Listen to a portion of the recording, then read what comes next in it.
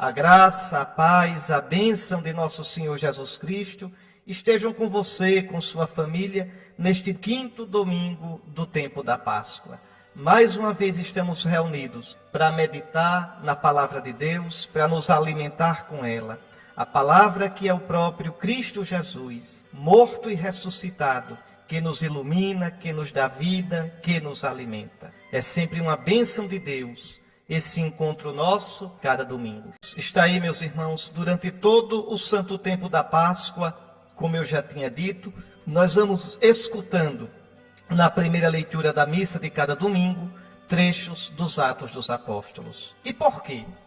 Porque nesse livro, nos Atos dos Apóstolos, São Lucas procura mostrar como Cristo ressuscitado, o vencedor da morte, o que triunfou sobre a cruz, sobre o pecado, como Cristo está vivo, presente na sua igreja.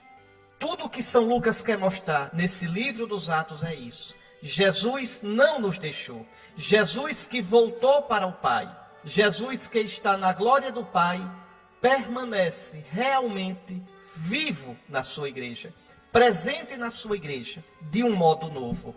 Não é mais de um modo visível, não é mais de um modo sensível, é na potência do Espírito Santo. Interessante, viu? Que o livro do Apocalipse, com aquele jeitão dele, vai dizer a mesma coisa. Se você pegar o capítulo 1 do Apocalipse, Jesus aparece logo no início, de um modo muito bonito. Aparece com os cabelos brancos, mostrando que ele é eterno, que é sábio, com uma túnica de linho, mostrando que ele é sacerdote, com os olhos de fogo, com o rosto brilhando como o sol, mostrando que ele é cheio do Espírito Santo. Aparece com as pernas e os pés de bronze incandescente, então totalmente transfigurado, cheio do Espírito Santo. Ele mesmo diz: eu sou o primeiro e o último, o que vive, o que esteve morto, mas agora está vivo para todo sempre. Eu tenho a chave da morte e da morada dos mortos. Jesus aparece assim. Mas vejam, aí a Escritura diz que ele apareceu no meio de 7 candelabros. E diz, os 7 candelabros são as 7 igrejas. Vamos entender? Igrejas no plural quer dizer as comunidades cristãs. No caso aqui, as 7 dioceses da Ásia Menor. Éfeso, Pérgamo, Sardes, Tiatira, Laodiceia, Esmirna. Então, as 7 igrejas. Por que 7? Porque 7 quer dizer plenitude. Então, é Cristo que está no meio dos 7 candelabros. Em outras palavras, Cristo que permanece no meio da sua igreja. Cristo que permanece para sempre, na força do seu Espírito Santo, no meio da sua igreja. Nunca vai nos deixar. Pode olhar lá, Apocalipse, capítulo 1, no versículo 20, está dito bem claramente: este é o significado das 7 estrelas que vistem na mão direita e dos 7 candelabros de ouro. As 7 estrelas são os anjos das 7 igrejas, quer dizer, os bispos das 7 igrejas. E os 7 candelabros são as 7 igrejas. Você pode olhar também no versículo 12, Apocalipse 1, versículo 12. Voltei-me para ver a voz que me falava, e ao voltar-me vi 7 candelabros de ouro, a igreja, as 7 igrejas. No meio dos candelabros vi alguém semelhante a um filho de homem. Então, o que os Atos dos Apóstolos dizem, contando a história do início da igreja, o Apocalipse diz com uma figura. A igreja, os 7 candelabros. No meio dos 7 candelabros, Jesus ressuscitado. Jesus glorioso. Jesus cujo rosto brilha como o sol, quer dizer, cheio do Espírito Santo. Jesus que tem os olhos de fogo. Esse fogo é o Espírito Santo. Isso quer dizer que Jesus, quando ele olha, o fogo ilumina. Então ele vê o que está dentro. Ele vê a verdade das coisas. O fogo ilumina. Depois o fogo queima aquilo que é pecado. Aquilo que é lixo é queimado. E o fogo transfigura. Aquilo que presta, aquilo que é precioso, fica incandescente, é transfigurado. Então, durante o tempo da Páscoa, ouvindo os Atos dos Apóstolos, a gente deve compreender isso. Não estamos sozinhos. Não precisamos ter medo.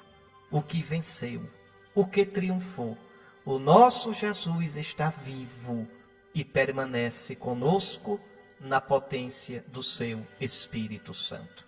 E aí é interessante, porque por um lado, essa realidade tão bonita, Jesus vivo, Jesus glorioso presente na sua igreja. Por outro lado, as dificuldades da igreja de cada dia. Dificuldades dentro da igreja. É a leitura de hoje, vocês vão escutar, já escutaram, a gente vai comentar. Divisões, incompreensões, às vezes escândalos. Olha a primeira carta de São Paulo aos Coríntios. Os cristãos lá no início, ainda com os apóstolos, tão pouquinho tempo depois da ressurreição de Jesus, e já há divisões, escândalos, às vezes até imoralidades, disputas, rixas. Vejam, e como é Jesus está presente, estará sempre presente e triunfará com o seu amor. Então, problemas, perseguições internas pelos nossos pecados, pelas nossas divisões, e problemas, perseguições externas pelos inimigos do cristianismo, os judeus naquela época, os romanos, o Império Romano, outros pagãos, como em Éfeso, que quase matavam Paulo a pedradas, e mesmo assim, Cristo está presente na sua igreja. Então, vamos lá, vamos ruminar essa palavra de Deus aqui dos Atos dos Apóstolos. Naqueles dias, o número dos discípulos tinha aumentado, graças a Deus. Os Atos vão mostrando sempre como a presença do Espírito de Cristo vai aumentando a igreja em número. Com isso, São Lucas quer dizer que a igreja estava viva, vigorosa. Claro, número de cristãos não é só por si mesmo sinal de vigor. Não. Tem gente que diz, está vendo? Está diminuindo o número de cristãos. Primeiro, não está diminuindo. Segundo, se tivesse, isso não deve ser uma angústia, nem uma preocupação para nós, como não foi para Jesus. A nossa preocupação não deve ser nunca o sucesso.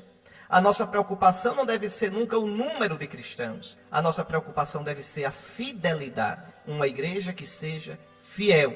O que se espera do administrador, como diz São Paulo, é que seja fiel. Como dizia a Madre Teresa, nós não fomos chamadas, ela dizia às freiras dela, para fazer sucesso. Nós somos chamadas para ser fiéis. Então, o número dos discípulos tinha aumentado. Aumentado por quê? Porque a potência do Espírito Santo de Jesus agia de modo vistoso, de modo explícito, como uma verdadeira efusão. No início da igreja vocês vão ver uma quantidade de milagres, de prodígios muito grande. Isso não continuou durante toda a história da igreja. Não. O Senhor concede isso em alguns momentos específicos, quando Ele vê que isso terá uma utilidade para uma necessidade especial da igreja. E ali havia uma necessidade, a necessidade de testemunhar para os judeus que Jesus realmente era o Messias que eles esperavam e que o Sinédrio, que o sumo sacerdote, rejeitaram. Então vejam, o número dos discípulos tinha aumentado. E aí, com o aumento do número de discípulos, vem os primeiros problemas. De que problema trata a leitura de hoje? Escute. Os fiéis de origem grega começaram a queixar-se dos fiéis de origem hebraica. Aqui, atenção. Esse grupo todinho de cristãos ainda é só de judeus. Tá certo? Ainda não são os pagãos. Os pagãos vão começar a entrar na igreja quando Pedro batiza Cornélio e a família dele todinha. Então, Pedro, como chefe da igreja, como primeiro papa, Pedro é o primeiro a admitir todo um grupo de pagãos na igreja. Antes, por exemplo, Filipe batizou o eunuco da rainha da Etiópia, mas ali batiza um só. Pedro é o primeiro a receber um grupo de pagãos, um grupo todo, Cornélio e a família dele. Mas ainda aí, os pagãos não haviam se convertido em grande número. Quando é que os pagãos vão começar a se converter? Em Antioquia. É em Antioquia da Síria que os pagãos vão receber a pregação do Evangelho e vão pela primeira vez receber o nome de cristãos. Nós estamos aqui na leitura de hoje antes disso. Antes. Então quem são esses fiéis de origem grega? São pagãos? Não, são judeus. E por que judeu de origem grega? É que vocês sabem, desde a época do exílio de Babilônia, os judeus se dispersaram pelo mundo. No Império Romano, nas grandes cidades, sempre havia uma sinagoga. Por exemplo, em Alexandria. Alexandria era a maior cidade do Império Romano. Era maior do que Roma, viu? Alexandria tinha mais judeus morando lá do que em Jerusalém. É como São Paulo, tem mais nordestino lá do que em qualquer capital do Nordeste. Pois bem, em Alexandria tinha uma comunidade enorme de judeus. Quando São Paulo chegava numa grande cidade do Império, Éfeso, Roma, Atenas, ele ia logo na sinagoga. Ele chega no sertão da Ásia Menor, em Antioquia da Psídia, é o fim do mundo. É no centro, no espinhaço da atual Turquia. Pois bem, vai à sinagoga no sábado, tem judeus ali. É interessante que o cristianismo não começou na roça. O cristianismo começou nas grandes cidades, porque era nas grandes cidades que existiam sinagogas. E São Paulo começava sempre pregando nas sinagogas. Pois veja, os primeiros cristãos eram judeus, agora de dois tipos. Judeus nascidos na Terra Santa, judeus que falavam aramaico, como Jesus, tá certo? É o que os Atos dos Apóstolos chamam de judeus de origem hebraica. E havia judeus que nasceram fora da Terra Santa e que não sabiam mais falar aramaico, nem sabiam hebraico, falavam grego. São Paulo mesmo era um judeu assim. São Paulo nasceu em Tarso, capital da Cilícia, onde hoje está o sudeste da Turquia. Então, você tem judeus de origem hebraica, esses nasceram na Terra Santa e falavam aramaico, e judeus de origem grega, nasceram na diáspora, nasceram no meio dos pagãos e falavam grego. São esses dois grupos que aqui se enfrentam. Tanto de um lado quanto de outro, judeus se converteram ao cristianismo. Então a igreja nascente, a igreja novinha em folha, ela era de judeus vindos ou da própria Terra Santa ou do Império Romano espalhados na diáspora. Pois bem, esses judeus de origem grega começam a queixar-se dos judeus de origem hebraica. O que é que eles dizem? Os de origem grega diziam que as suas viúvas, quer dizer, os seus pobres, eram deixados de lado no atendimento diário. Então, a assistência social, a briga aqui é por causa de comida, é por causa de dinheiro, é por causa de assistência social. Então dizia, vejam, as viúvas, as pobres dos judeus daqui da Terra Santa são privilegiados. As nossas viúvas ficam em segundo plano. Então os 12 apóstolos reuniram a multidão dos discípulos e disseram, não está certo que nós deixemos a pregação da palavra de Deus para servir as mesas. Isso aqui é uma coisa importante. E é uma lição importante para os padres, para os bispos ainda hoje. A primeira missão de um bispo, a primeira missão de um padre não é cuidar da assistência social. A gente não é assistente social, a gente é ministro de Deus. A carta aos Hebreus diz que todo sumo sacerdote é tirado dos homens para servir aos homens nas coisas que dizem respeito a Deus. A Deus. Então, os próprios apóstolos dizem, não está certo que nós deixemos a pregação da palavra de Deus para cuidar dessa questão aqui social, dessa pendenga, dessa arenga aqui. Não. Vamos escolher 7 homens, 7 do grupo dos gregos, 7 homens dos judeus de língua grega, para cuidarem dos pobres, dos cristãos que vieram dos judeus de língua grega. E assim escolhem 7 homens de boa fama. Por que escolhe 7? Porque 7 é o número simbólico dos pagãos. 7 ou 70. 12 é o número simbólico de Israel. Então escolhem 7. Pelo nome você vê, todos 7 são de língua grega. Prócoro, Nicanor, Timon, Pármenas, Nicolau de Antioquia, Filipe, Estevão. Esses nomes todinhos são de origem grega. Então eles escolheram 7 cristãos que eram judeus vindos da diáspora, vindos das comunidades espalhadas pelo Império Romano. Está certo? E como é que essa escolha é feita? Como é que eles dão a missão a esses? Está lá no versículo 6. Eles foram apresentados aos apóstolos, que oraram e impuseram as mãos sobre eles. Ou seja, ordenaram, deram o sacramento da ordem a estes 7 cristãos. Ainda hoje, o sacramento da ordem é dado assim, pela oração, uma oração na qual a igreja, o ministro ordenante, pede ao Pai que derrame sobre o que vai ser ordenado o Espírito Santo, para que aquele que vai ser ordenado, cheio do Espírito Santo, possa, na força de Cristo, desenvolver a missão para a qual foi escolhido. Oraram sobre aqueles 7 e impuseram as mãos. Esse gesto de impor as mãos vem dos apóstolos. Como foi que eu fui ordenado bispo? Os bispos fizeram essa oração sobre mim, um bispo e os outros impuseram as mãos também, pedindo o Espírito Santo de Jesus, e depois impuseram as mãos sobre mim. Aí eu fui ordenado bispo da Igreja de Cristo. Como esses 7 foram ordenados diáconos. Então, o sacramento da ordem é dado em 3 graus. O primeiro grau, o grau do bispo. A palavra episcopos, quer dizer, o que supervisiona, aquele que tem a coordenação maior. O bispo é sucessor dos apóstolos, sucessor direto dos apóstolos, pela transmissão, pela sucessão ininterrupta. São Paulo, por exemplo, na segunda carta a Timóteo, no capítulo 1, versículo 6, vai dizer assim: quero exortar-te a reavivar o carisma que Deus te concedeu pela imposição de minhas mãos. Veja, São Paulo lembra a Timóteo a ordenação dele. Foi São Paulo quem ordenou Timóteo bispo. Eu quero te recordar, não é? Esse dom, esse carisma que há em ti.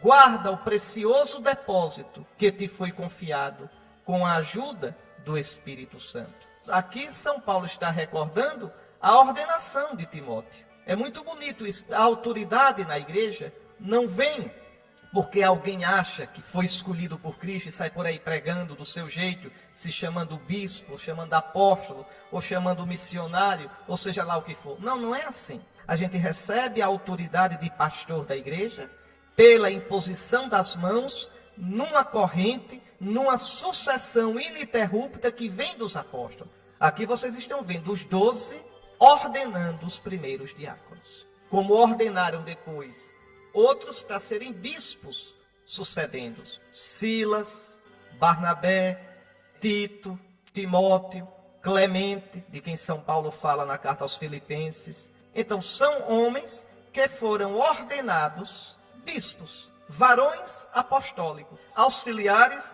e sucessores dos apóstolos. Então, que fique bem claro isso, tá certo? Esses são os primeiros diáconos da igreja, ordenados pela oração e a imposição das mãos. Então, o primeiro serviço do diácono, a palavra diáconos quer dizer servidor, diaconia quer dizer serviço. Primeiro dever do diácono na igreja é ser presença, imagem do Cristo servidor.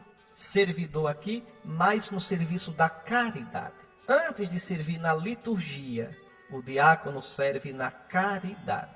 Então é muito bonito quando na paróquia, o diácono deve ser o primeiro que se incomoda com a visita aos pobres, dá assistência às pastorais sociais, cuida da distribuição das esmolas aos pobres. Essa é a primeira função do diácono. Junto a isso, ele tem mais 2 funções. A função de pregar a palavra, ele também prega, vocês vão ver Filipe pregando nos Atos dos Apóstolos, prega a palavra e ajuda, ministra. Diácono não celebra a Eucaristia, ministra na Eucaristia. Diácono não é pastor da igreja, nem diácono é imagem de Cristo cabeça, não.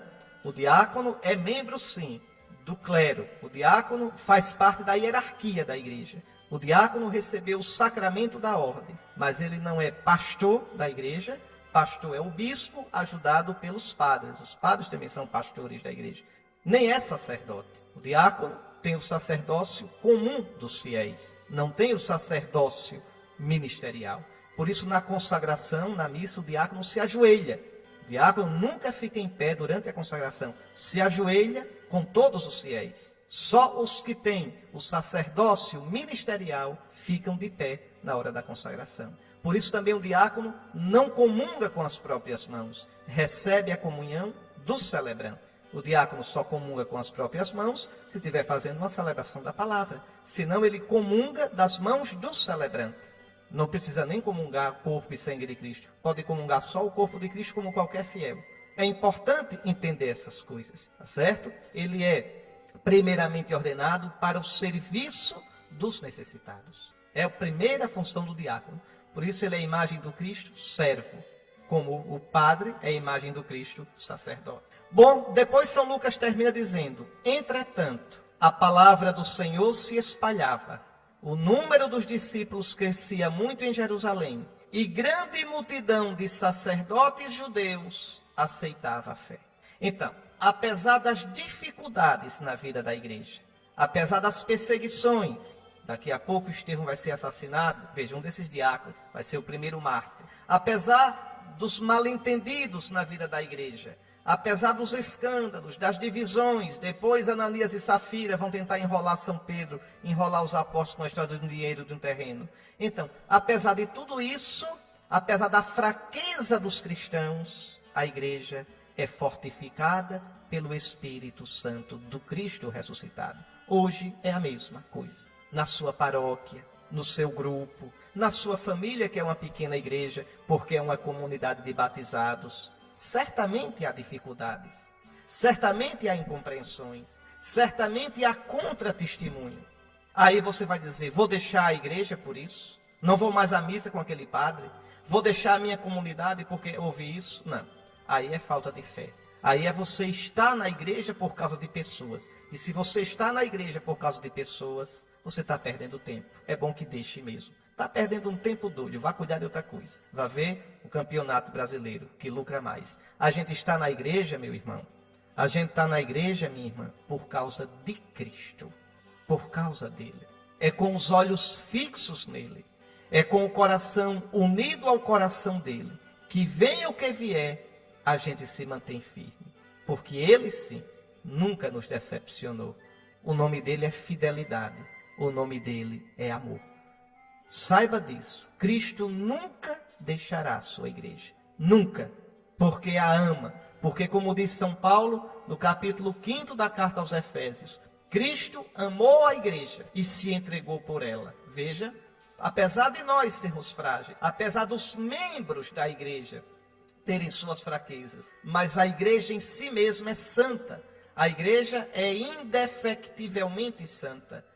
A igreja não tem pecado. Ela, na sua essência, não tem pecado, apesar de ser formada por cristãos, por membros que ainda têm suas fraquezas. Pode olhar, Efésios 5, versículos 25 em diante. Cristo amou a igreja e se entregou por ela, a fim de santificar pela palavra aquele que ele purifica pelo banho da água, quer dizer, pelo batismo, o batismo que dá o Espírito Santo. Pois ele quis apresentar a igreja a si mesmo, toda bela, sem mancha, nem ruga ou qualquer reparo, mas santa e sem defeito. Daí, não tem pecado nosso que consiga ser maior do que a graça de Cristo. Não tem pecado nosso que consiga entrar na alma da igreja. Não. A igreja é santa, porque constantemente santificada pelo Cristo. E ele continua santificando nos sacramentos. Continua lavando a igreja no batismo, fortalecendo a igreja na crisma, alimentando a igreja na Eucaristia, perdoando a igreja na confissão, na penitência. Mesmo com as dificuldades, tenha certeza, o Senhor, o vencedor da morte, permanece vivo, de pé, entre os 7 candelabros, como eu mostrei no Apocalipse. Vamos agora rezar o salmo responsorial da missa de hoje, que é o Salmo 32. Senhor, venha sobre nós a vossa graça, porque nós esperamos em vós. Esse deve ser o clamor, essa deve ser a oração da igreja sempre. Nós esperamos em vós, Senhor. Não esperamos em nós mesmos. Não contamos com as nossas forças. Esperamos em vós. Que venha sobre nós a vossa graça. Está aí, meus irmãos, nessa segunda leitura, São Pedro, na sua primeira carta, fala de nós. Fala do que é a igreja. De um modo tão bonito, meus irmãos, tão profundo. Vamos ver com calma isso aqui. Veja, primeiro São Pedro diz: caríssimos, aproximai-vos do Senhor, pedra viva rejeitada pelos homens, mas escolhida e honrosa aos olhos de Deus. Ou seja, irmãos, aproximai-vos de Cristo. Aproximai-vos de Cristo morto e ressuscitado. Aproximai-vos do Senhor glorioso. Ele se tornou uma pedra viva. Ele que foi morto na carne, quer dizer, morto na natureza humana, foi vivificado, foi ressuscitado na força do Espírito Santo. Então, aproximai-vos dele. Pedra, porque é firme. Pedra, porque a gente pode alicerçar a vida nele. Pedra, rejeitada pelos homens. Pedra que foi descartada, porque Jesus foi condenado. Celebramos a Páscoa não faz muito tempo. Ainda trazemos vivas as lembranças da Semana Santa. Pedra rejeitada pelos homens. Crucificado, deitado no túmulo, mas escolhida e honrosa aos olhos de Deus. A este Jesus que vós crucificastes, disse São Pedro no dia de Pentecostes, Deus o ressuscitou e o fez Senhor e Cristo.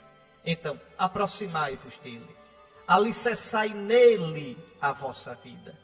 Sobre que rocha, sobre que alicerce nós alicerçamos a nossa vida? Lembrem do que diz Jesus no Sermão da Montanha, no capítulo 7 de São Mateus. Aquele que constrói sua casa sobre a rocha, e essa rocha é Cristo, constrói a casa da sua vida de modo firme. Aquele que constrói sua casa fora de Cristo, fora dessa rocha, aquele que não alicerça sua vida no Cristo, constrói a sua casa sobre areia, e a casa da sua vida, cedo ou tarde, cairá. Então, primeiro, esse apelo, essa palavra tão forte de São Pedro, convidando-nos a nos aproximar do Senhor, pedra viva. Depois, São Pedro diz, do mesmo modo, também vós, como pedras vivas, formai um edifício espiritual. Vou dar uma paradinha aqui, depois a gente continua a explicar o restante do versículo. Veja que coisa linda. Também vós, do mesmo modo. Ou seja, se vós vos unirdes a Cristo, se vós alicerçardes a vossa vida em Cristo, vós sereis firmes como Cristo, vós sereis pedras como Cristo. É verdade, aquele que se une a Cristo, participa da força de Cristo. Aquele que se une a Cristo, encontra em Cristo a sua força. Então também vós, como pedras vivas, vivas por quê? Que história é essa de pedra viva? Viva porque recebemos no batismo o Espírito Santo de Jesus. Nós somos vivos em Cristo. Nós somos vivos da vida em Cristo. Somos pedras porque em Cristo nos tornamos fortes. Somos pedras vivas porque somos cheios do Espírito de Cristo. Pelo batismo nós nos tornamos isso. Aí São Pedro diz, vós, como pedras vivas em Cristo, formai um edifício espiritual. Que edifício espiritual é esse? É a mesma imagem de São Paulo. São Paulo usa a imagem do corpo. A igreja é o corpo de Cristo e cada um de nós é membro desse corpo. São Pedro não usa a imagem do corpo, usa a imagem do edifício. A igreja é o edifício de Deus e cada um de nós é pedra desse edifício. Pedra viva, cheia do Espírito Santo. Pedras que formam um edifício espiritual. Quer dizer, um edifício cheio do Espírito Santo. Aqui, melhor do que espiritual, seria dizer um edifício espirituado. Um edifício cheio do Espírito Santo. A igreja é isso. Jesus profetizou isso, minha gente. Lembram quando Jesus expulsou os vendedores do templo? Lembram? Está lá no capítulo 2 do Evangelho de São João. Quando perguntaram a Jesus, com que autoridade tu realizas estas coisas? O que foi que Jesus disse? Destruir este templo. Podeis destruir esse templo velho. Podeis destruir. E em 3 dias eu o reerguerei. Está lá, João capítulo 2, versículo 19. Está aqui. Jesus respondeu, destruí vós este templo de Jerusalém. Esse templo não serve mais. Esse templo é imagem. Esse templo é profecia de um outro templo. destruir este templo. Ele não serve mais não. Em 3 dias eu o reerguerei. Jesus vai reerguer o verdadeiro templo. Veja, e São João explica isso no versículo 21. Ora, ele falava isso a respeito do templo que é o seu corpo. Mas o corpo de Cristo é a igreja. Então Cristo vai edificar um novo templo, que é o seu corpo ressuscitado, cuja imagem é a igreja. Então, por isso São Pedro vai dizer: construí como pedras vivas, formai também vós como pedras vivas, formai um edifício espiritual. Ou seja, um templo de Deus. A igreja é o corpo de Cristo, é o templo do Espírito Santo, porque o corpo de Cristo é cheio do Espírito Santo. Mais ainda, então formai um edifício espiritual, um sacerdócio santo. Por que um sacerdócio santo? Porque todos os cristãos são sacerdotes. Pelo batismo e a crisma, nós recebemos o sacerdócio do corpo de Cristo. Pelo sacramento da ordem, o bispo e os padres recebem o sacerdócio de Cristo, cabeça. Nós somos sacerdotes. Nós somos um povo de intercessores. A nossa oração, o nosso sofrimento, o nosso esforço para crescer na vida em Cristo, tudo isso serve diante de Deus para o mundo todo. Então nós somos sacerdotes porque oferecemos a nossa vida. São Pedro vai dizer, veja, sois um sacerdócio santo a fim de oferecerdes sacrifícios espirituais. Quer dizer, sacrifício no Espírito Santo, agradáveis a Deus, por meio de Jesus Cristo. Repare que aqui está a Trindade. Vós, como tendes o Espírito Santo recebido no batismo e na crisma, a vossa vida, vossas boas obras, vossos sofrimentos, vossas lutas, vossa morte, tudo isso, na força do Espírito Santo, vós ofereceis ao Pai, por meio de Cristo, unido ao sacrifício de Cristo, como hóstia viva, como um sacrifício espiritual. Isso é São Pedro dizendo. São Paulo também diz isso. Pegue a carta aos Romanos, vá no capítulo 12. Pegue, eu estou pegando também aqui na minha Bíblia. Olha aqui.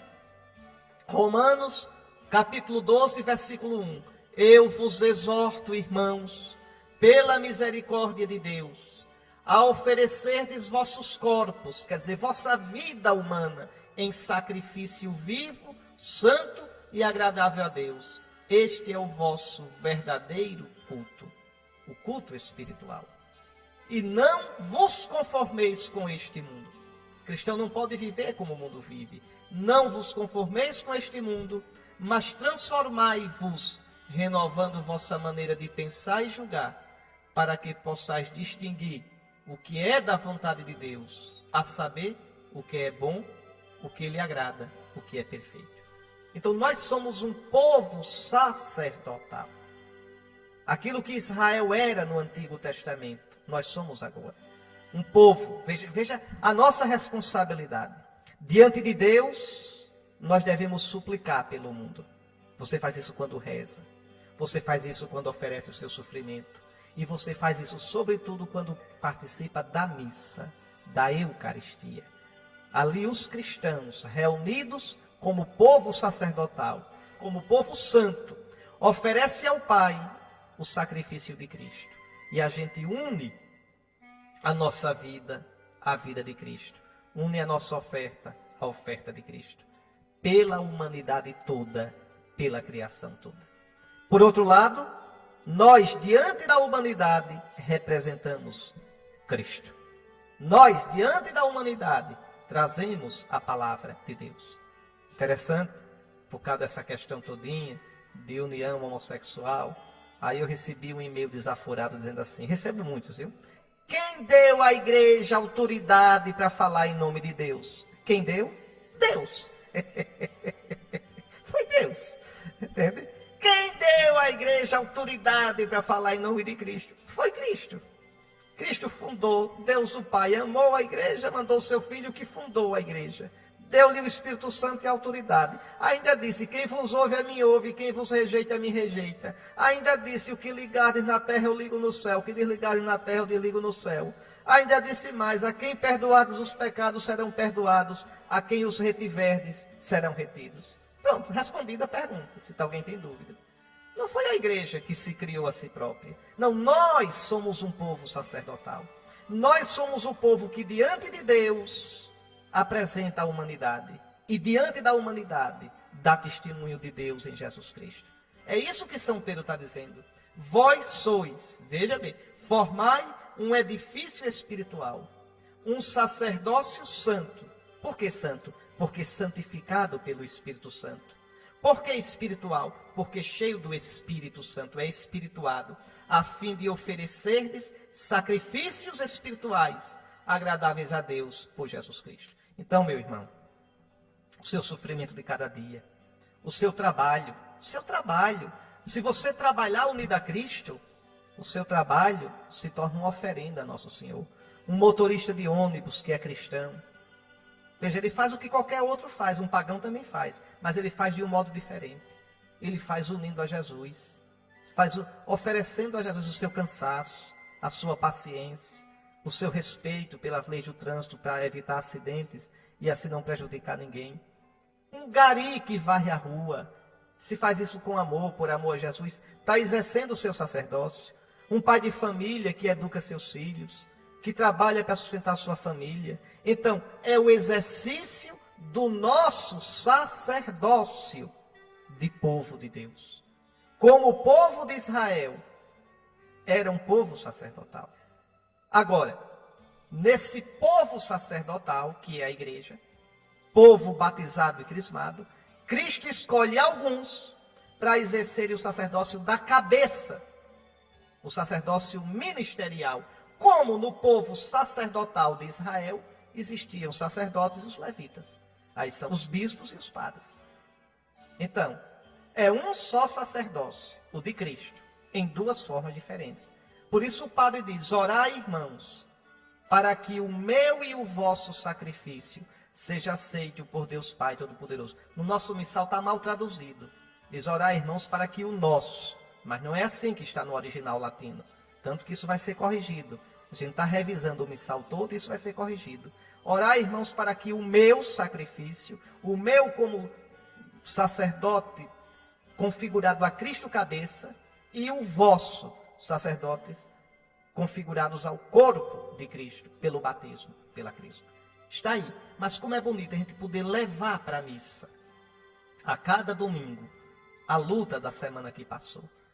Eu uno a minha oferta, eu uno a minha luta, eu uno as minhas boas obras, faço de tudo isso sacrifício espiritual, unido ao sacrifício de Cristo na força do Espírito, para a glória de Deus, para a salvação do mundo. Está aí. Então é isso que Deus espera de nós. Ofereçais vosso corpo, a vossa vida, como sacrifício, como hóstia pura, santa. O que é hóstia? Hóstia é a vítima do sacrifício.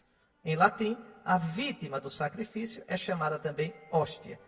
Por isso que a gente chama a hóstia que vai ser consagrada, corpo de Cristo, Cristo é a vítima, chama de hóstia. Muito bem. Aí São Pedro diz, olha, com efeito, nas Escrituras se lê: eis que ponho em Sião uma pedra angular, escolhida e magnífica, quem nela confiar não será confundido. Uma pedra. Que pedra é essa? É Cristo. Por que Cristo é a pedra angular? Eu já expliquei a vocês o que é a pedra angular. Os romanos, quando faziam arcos na construção, quem sustenta os dois braços do arco é uma pedra que se coloca no meio, a pedra angular. Ainda hoje, nos arcos nossos, esses arcos barrocos, vá nessas cidades mais antigas, do nosso Sergipe, de Alagoas, da Bahia, na Paraíba, o convento lá de João Pessoa, vá olhar, vocês vão ver um arco e no meio eles colocam como se fosse uma pedra assim em pé, bem no meio. Bem no meio. É para lembrar a antiga pedra angular. Ali não é mais pedra angular, não precisa mais, mas na engenharia antiga tinha que ter. Essa pedra angular, ela segura os dois lados do arco.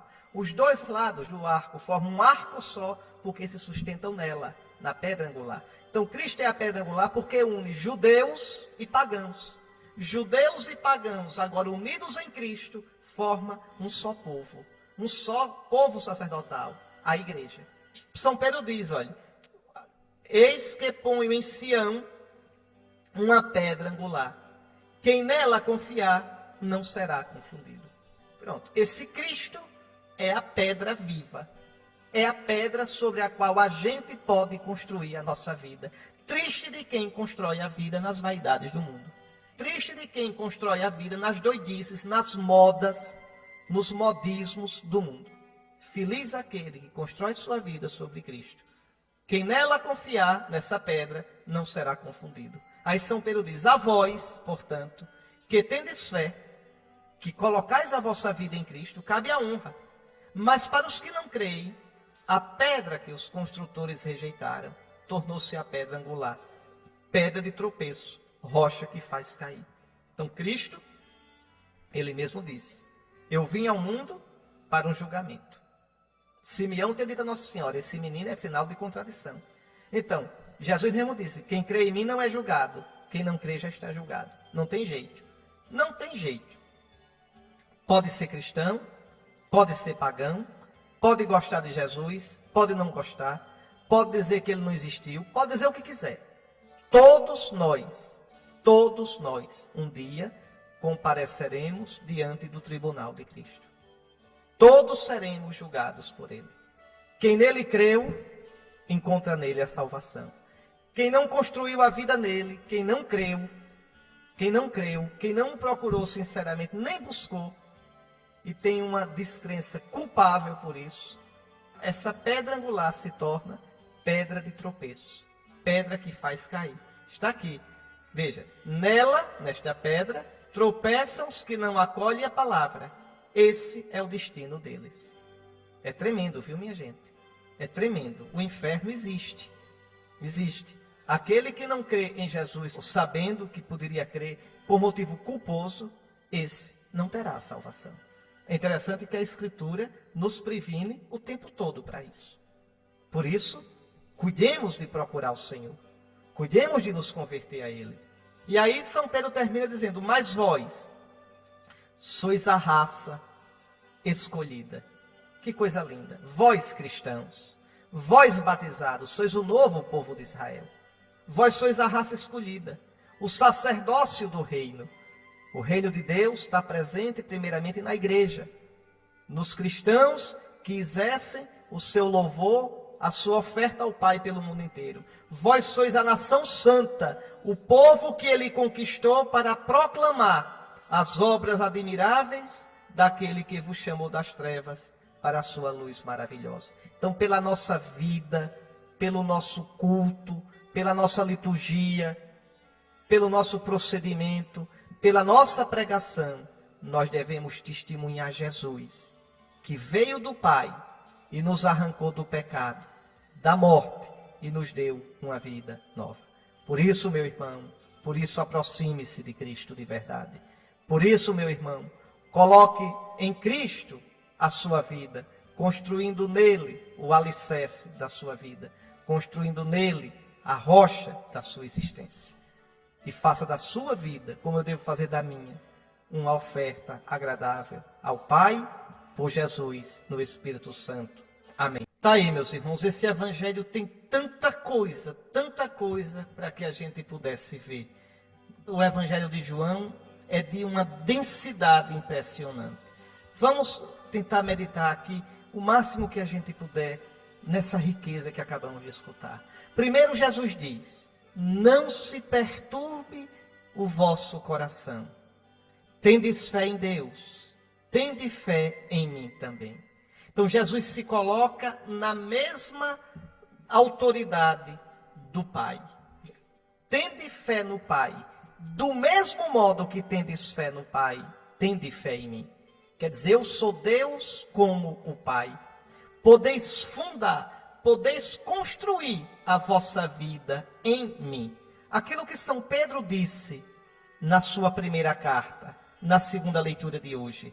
Quando São Pedro disse, aproximai-vos do Senhor a pedra viva. Também vós, como pedra viva, formais um edifício espiritual. Ou seja, construí a vossa vida em Cristo, porque Ele é a pedra. Construí a vossa vida em Cristo, porque Ele é Deus. não se perturbe o vosso coração com nada neste mundo. Santa Teresa d'Ávila gostava de dizer: nada te perturbe, nada te espante. Veja, a paciência tudo alcança. Quem a Deus tem, nada lhe falta. Tudo passa, só Deus basta. Então não se perturbe o vosso coração. Colocai vossa vida, aconteça o que acontecer. Eu não conheço sua vida, meu irmão.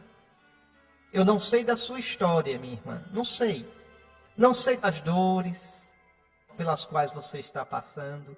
Não sei quais são as feridas da sua alma. Não sei quais são os seus medos, as suas esperanças. Não conheço as suas derrotas, nem as suas vitórias. Mas eu sei de uma coisa.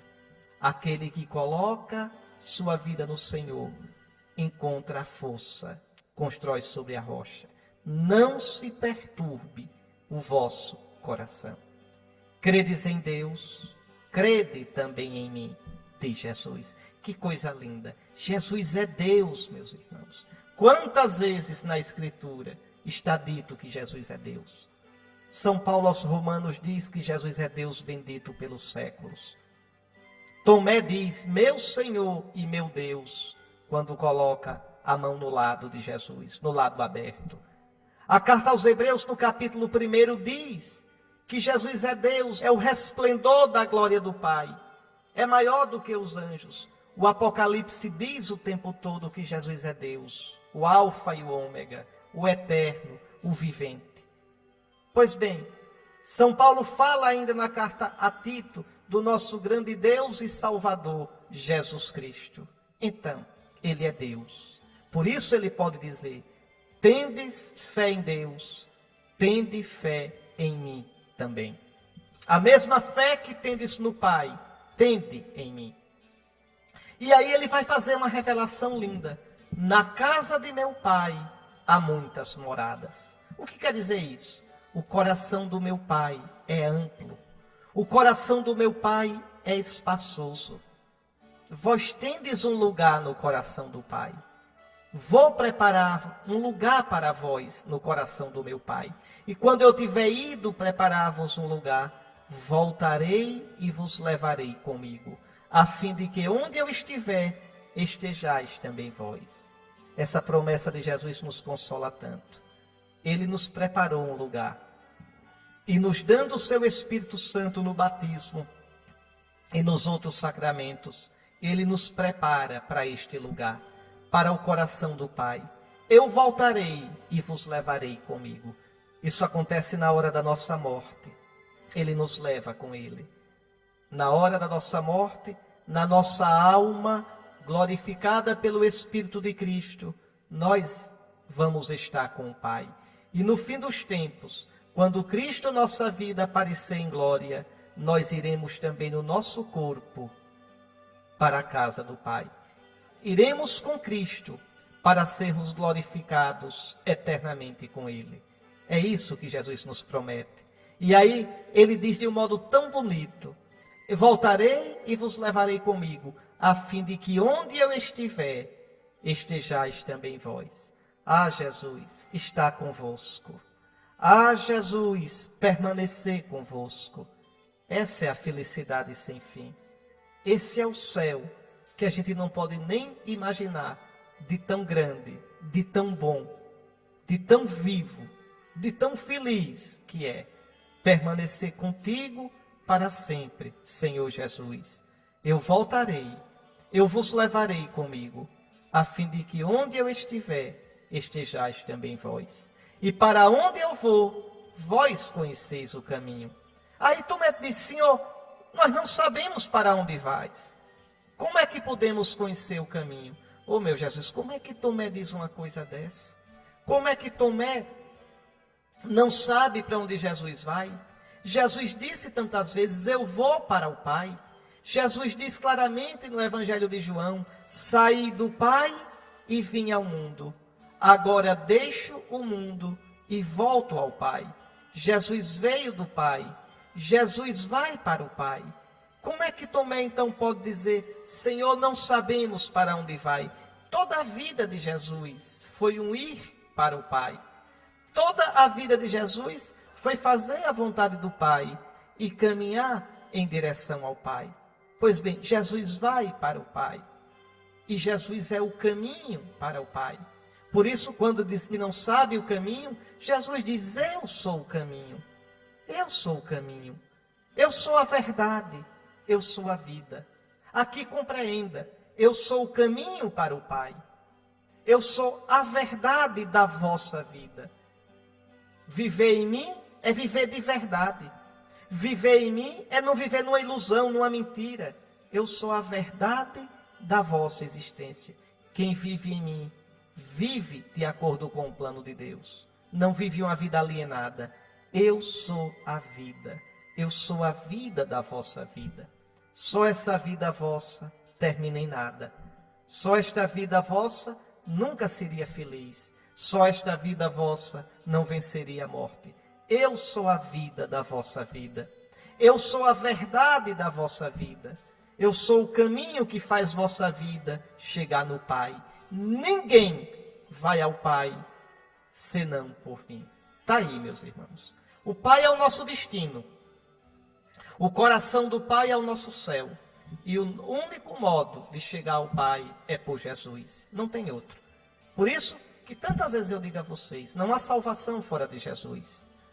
E a única religião verdadeira é o cristianismo. Não tem jeito. Jesus não é um dos caminhos. Não, Jesus é o caminho. Respeitamos todo aquele que não crê em Jesus. Merece o nosso respeito.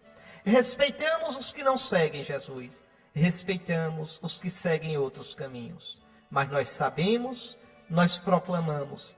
Nós devemos viver e testemunhar. O único caminho para o Pai é Jesus. Ele mesmo disse: eu sou o caminho, a verdade e a vida. Eu sou o caminho da vossa existência. Eu sou a verdade da vossa existência. Eu sou a vida da vossa existência.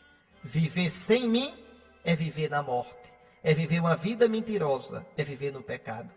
E aí depois Jesus disse: se vós me conhecesseis, conheceríeis também o meu Pai. Quer dizer, se vós cresceis de verdade que eu sou o Filho, vós saberíeis que Deus é o Pai. O Pai eterno. E desde agora vós, cristãos, desde agora vós que tendes o meu Espírito, conheceis e o vistes. Vós conheceis o Pai, porque conheceis a mim como Filho. Vós vistes o Pai. Atenção, como a gente viu o Pai? Ninguém pode ver o Pai. O Pai é o Deus invisível. O Pai habita numa glória inacessível. Como eu posso ver o Pai? Filipe disse: Senhor, mostra-nos o Pai. Isto nos basta. E aí Jesus disse: Filipe, quem me viu, viu o Pai. Jesus é o rosto do Pai. Por isso São Paulo diz na carta aos Colossenses, capítulo 1, versículo 15, ele, Jesus, é a imagem do Deus invisível. Quem vê Jesus, vê o Pai. É por isso que os cristãos podem fazer imagem. No Antigo Testamento se diz: não fareis imagem nenhuma, porque não vistes imagem nenhuma de Deus. Não vistes o rosto de Deus no Monte Sinai. Mas agora a gente viu a imagem de Deus. Agora a gente viu o rosto de Deus. É Jesus. É Jesus. Quem me vê, vê o Pai. Quem me viu, viu o Pai. Deus invisível tornou-se visível. Como os santos são imagem de Cristo. São Paulo também diz, na 1 Coríntios capítulo 15, como trouxemos antes a imagem do homem velho, agora trazemos, os cristãos, pelo batismo, a imagem do homem novo, a imagem do novo Adão, a imagem de Cristo. Irmã Dulce é a imagem de Cristo, por isso nós podemos fazer a imagem dela. São Francisco, João Paulo II é a imagem de Cristo, por isso nós podemos fazer a imagem dele, como podemos fazer a imagem de Cristo, que é imagem do Pai do céu. Quem me viu, viu o Pai. Como é que tu dizes, mostra-nos o Pai? Não acreditas que eu estou no Pai e o Pai está em mim? Repare, Jesus é Deus, meus irmãos. Olha aqui a reciprocidade. Veja, eu estou no Pai e o Pai está em mim. Não é só o Pai que está em Jesus, é Jesus que está no Pai. Jesus é Deus como o Pai. Depois Jesus diz mesmo, eu e o Pai somos um. Eu estou no Pai, o Pai está em mim. Eu e o Pai somos um. Você poderia dizer, mas também Jesus não diz o Pai é maior que eu? Diz. Jesus disse que o Pai é maior que ele, porque ele veio do Pai e assumiu a condição de servo. São Paulo diz, Filipenses 2, 5 e seguintes, que Jesus tinha a condição de Deus e assumiu por amor de nós a condição de servo, tomou a forma de servo, se fez homem. Então ele que é igual ao Pai, se fez como homem inferior ao Pai por amor de nós. Como homem ele diz, o Pai é maior que eu. Mas ele é igual ao Pai como Deus, porque no princípio era o Verbo, e o Verbo estava com Deus, e o Verbo era Deus. Então Jesus como Deus é igual ao Pai, como homem se fez servo inferior ao Pai. Está aí, meus irmãos. Quem coloca a vida em Jesus, quem faz de Jesus sua pedra, seu alicerce, seu arrimo, seu batente, vive de verdade, porque ele é a verdade da nossa vida, o caminho da nossa vida, a vida da nossa vida. E aí depois Jesus diz uma palavra misteriosa. Veja, em verdade vos digo, quem crê em mim fará as obras que eu faço e fará ainda maiores do que estas, pois eu vou para o Pai. Como é que a gente vai fazer obra maior do que Jesus? É que nós estamos unidos a Jesus. Nós somos membros do corpo de Cristo, que é a igreja. Não é a gente que faz, é Jesus que faz em nós, pela força do Espírito Santo. O milagre que a irmã Dulce fez, é Jesus que fez esse milagre através dela. Jesus disse isso. Eu soube que gente aqui arengueira ficou dizendo, não, a irmã Dulce não fez milagre nenhum. Claro que fez. E Jesus disse que os seus servos, os seus amigos, fariam obras até maiores do que as obras dele. Na verdade, não são obras maiores do que as obras dele, porque o milagre que a irmã Dulce fez é milagre de Jesus. O milagre que João Paulo II fez é milagre de Jesus. E o que é bonito é que quando a Igreja Católica diz que uma coisa é milagre, não é invenção, não é desses milagrinhos que vocês veem todo dia em televisão, não, viu? Todo dia vocês veem uns milagrezinhos, tá certo, em televisão. Cuidado, cuidado. Quando a Igreja Católica diz que é milagre, é porque foi estudado por um grupo de peritos, de médicos, e médicos ateus, viu? Médicos que não são católicos. Então, por exemplo, aquele milagre de irmã Dulce, não existe explicação natural, científica para o que aconteceu ali. O milagre que João Paulo II fez, a freira que ele curou, a freira tinha mal de Parkinson, ela estava com o lado esquerdo todo paralisado. Paralisado. E a gente vê essa mulher agora boa. É um negócio. Quando eu estive em Lourdes a última vez, eu me emocionei muito, porque depois eu vi na televisão que na semana seguinte tinha ocorrido um milagre. Eu escutei a mulher contando o milagre. Ela era paralítica e voltou a andar perfeitamente. Então, Jesus diz, quem crê em mim fará as obras que eu faço, fará as minhas obras e fará ainda maiores. Mas não é obra minha, é obra de Jesus em mim, porque eu, no batismo e na crisma, recebi o Espírito Santo. Na Eucaristia, comungo com Jesus cheio do Espírito Santo. Então já não sou eu quem age, é Cristo que age em mim. É Cristo que age em mim. É Cristo que em mim, através de mim, ele vivo na igreja, mostra o seu poder, mostra as suas obras. Está aí, meus irmãos. Meus queridos irmãos, aconteça o que acontecer na vida. Aconteça o que acontecer na sua comunidade, na igreja. Esteja alicerçado em Jesus, sabendo que ele é aquele que permanece no meio dos 7 candelabros, permanece na sua igreja. Quem aposta a vida nele, tem a vida nesta vida e a vida por toda a eternidade. E agora, de todo o coração, eu dou a você, meu irmão, a bênção deste domingo e de toda a semana. O Senhor esteja convosco. Pela intercessão da toda Santa Virgem Maria, abençoe-vos o Deus Todo-Poderoso, Pai, Filho e Espírito Santo.